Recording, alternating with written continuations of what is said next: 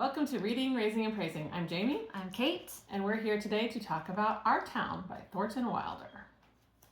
All right.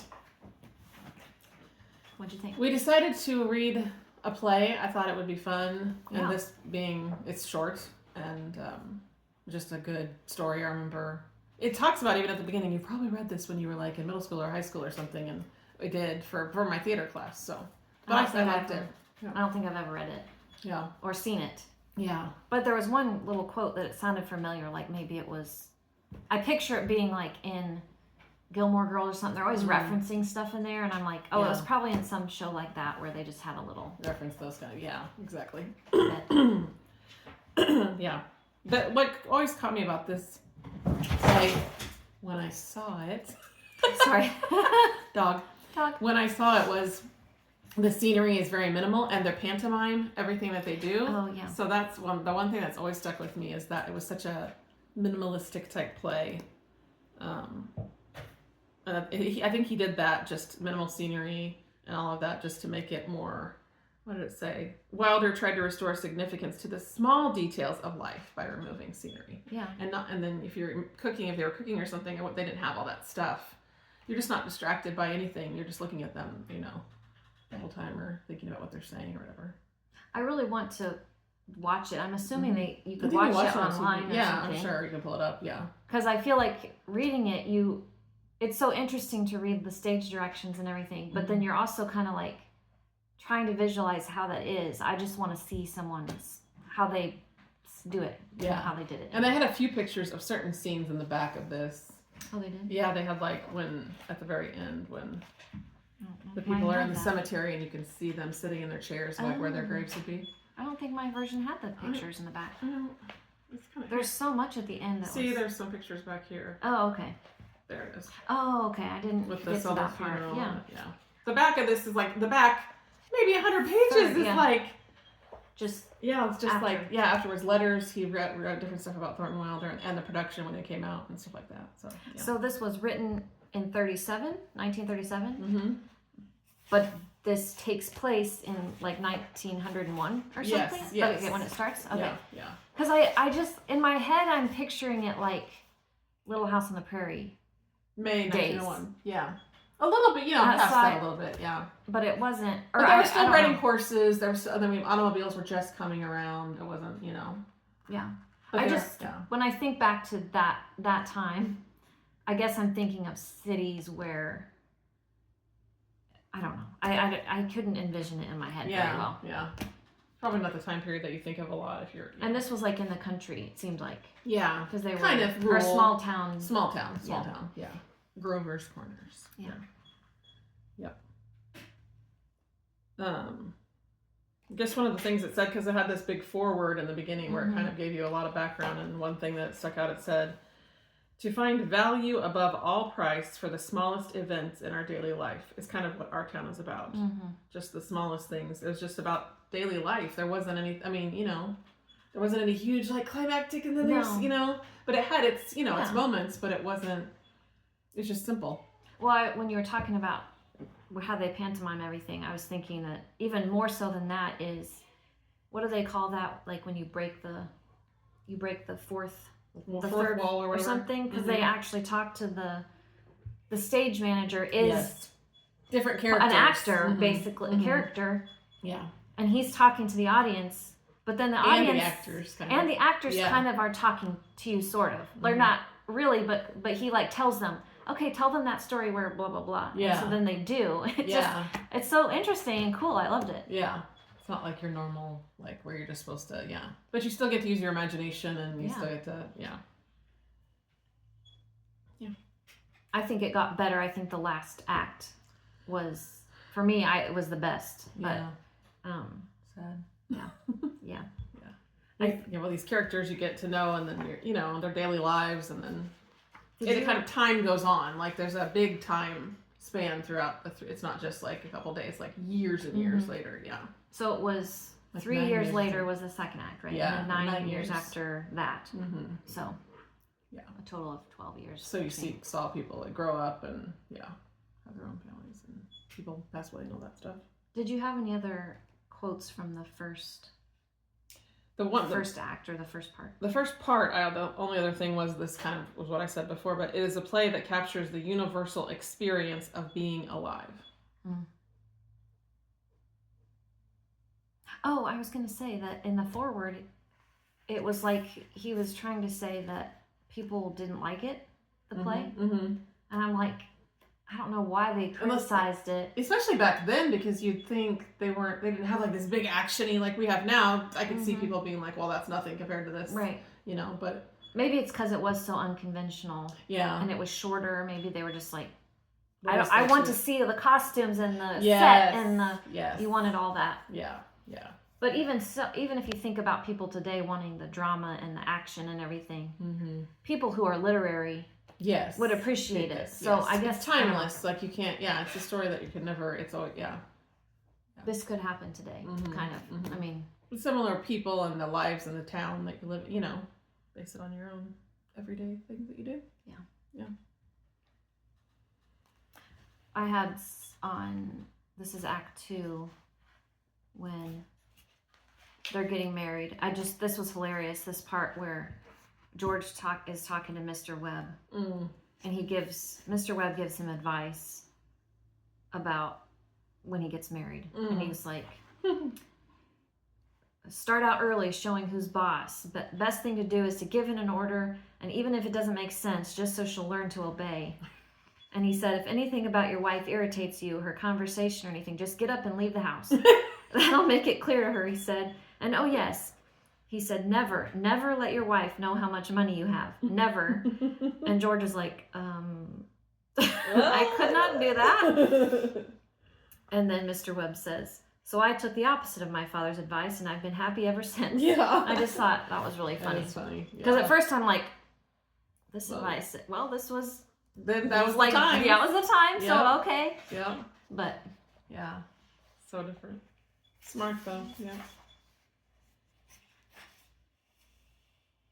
And they get cold feet. Like both of them get kind of freaked out, and I was kind of surprised. I think they were young, and you're thinking, "Oh, wait, this is really happening. Like I'm doing this," and they're super young. And that's just the way it was then too. You know, so normal to be young, but I can't imagine. Yeah, be like, okay. At this part, I was envisioning it more like the 50s. Yes, for me, it kind of feels like that a little bit. You know, still that, you know. That just something about that time period still. It feels like that a little bit. I get you. There's this part also about Emily and George talking, and Emily's like, I don't know. At some point she says, her father is perfect. Yeah. Well, my father is, and as far as I can see, your father is. There's no reason on earth why you shouldn't be too. Why you shouldn't be perfect. Big expectations going in. Yeah. She says it's not as easy for a girl to be as perfect as a man because we girls are more nervous. Okay. Yeah. Whatever you say. That's funny. She saw these men in her life as, you know, having it all together. Yeah. Little do you know that nobody has it all together. Definitely not. I think at the end of the book I was just thinking how I was trying to come up with a good word, but to me it was haunting or something. There's just like this, I don't know. Mm-hmm.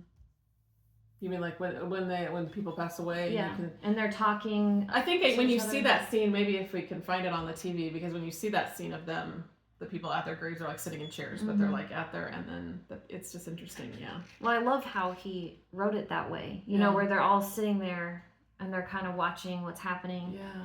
But they're all just sort of placid. But Emily, spoiler, it's newly passed away. Right, and she's like, you know, still has this energy. Yeah. Whereas they're not ready to be done or not ready to, So she wants to go back and see things, and they're like, no, don't do it. It's, you know, it's not worth it. But it's almost like everyone there's just some things you just have to experience, even if they're going to be hard. Like, you're just going to have to make that mistake. Right. Or you're not going to, you won't learn it. Right. From someone else. Yourself. Exactly.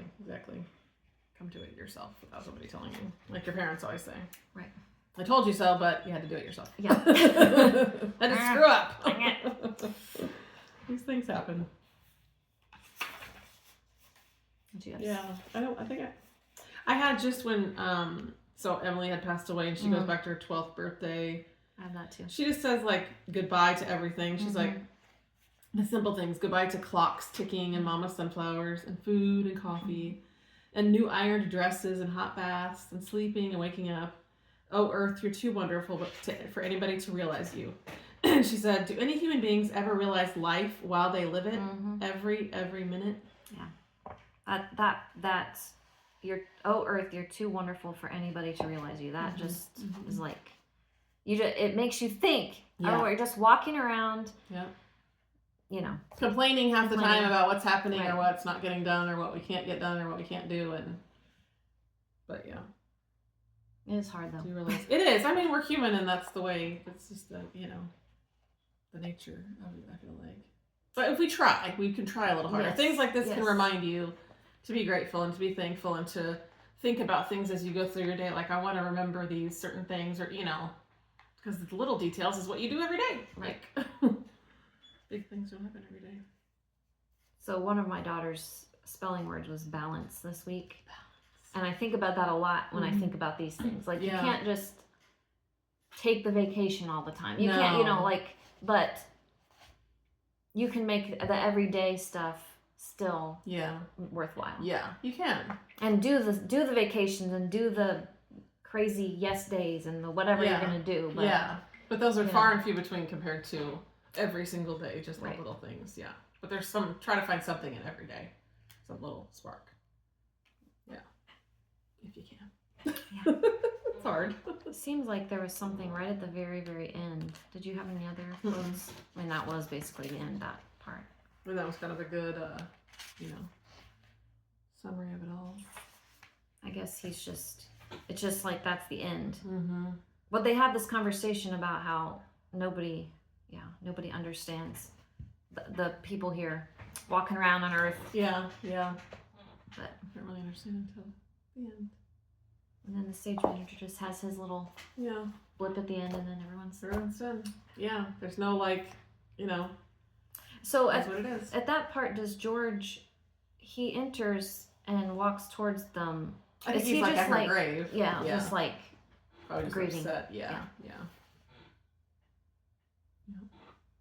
It's so sad though that even Mrs. Gibbs dying, and then they basically lost both of their kids because Emily and her brother had already died from appendicitis or whatever. Right. Yeah. So he must have been pretty young. I think so. He was on a Boy Scout trip or something. Yeah. So, Yeah.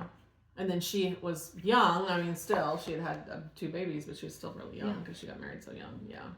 It's her parents. That's just that time when dying in childbirth was so much more common because it just didn't have what we have today. Unfortunately. Okay. Still could happen. Yeah, so totally could. I mean, definitely. It still does all the time, I really, really liked this. Yeah. So I'm glad we did it. I mean, it was short and easy and simple, but it's good. And I'd like to read some of his other stuff or watch them. Yeah, a breath of fresh air after your different things you read. It's kind of like, just something different. Light and easy. Yeah. So how many stars? I think I may have given it 4 or 5 stars. I gave it 4 for sure. 5, I just feel like 5 is such a,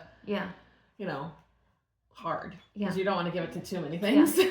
But definitely a strong 4. Definitely, for me. For sure. Yeah. Way up there. Yeah. Yeah, that's a good one. Because moving. Yes. Maybe it's a good word. But that haunting word, it's like if we could find a word that sort of... It sticks with you or something. Mm-hmm. Yeah. I think, so that quote you read of Emily at the very end, that's the one that I feel like I heard before. Yeah, could be. I must have seen it in another show or something. Could be. Probably the most popular part of the book is that, the ending right there. I was going to make some tea for us and I didn't do it. Oh, sorry about that. Time a lot. I hear my teapot tinkling. So, all right. Well, I guess we're good. Okay. Keep on reading, raising, and praising.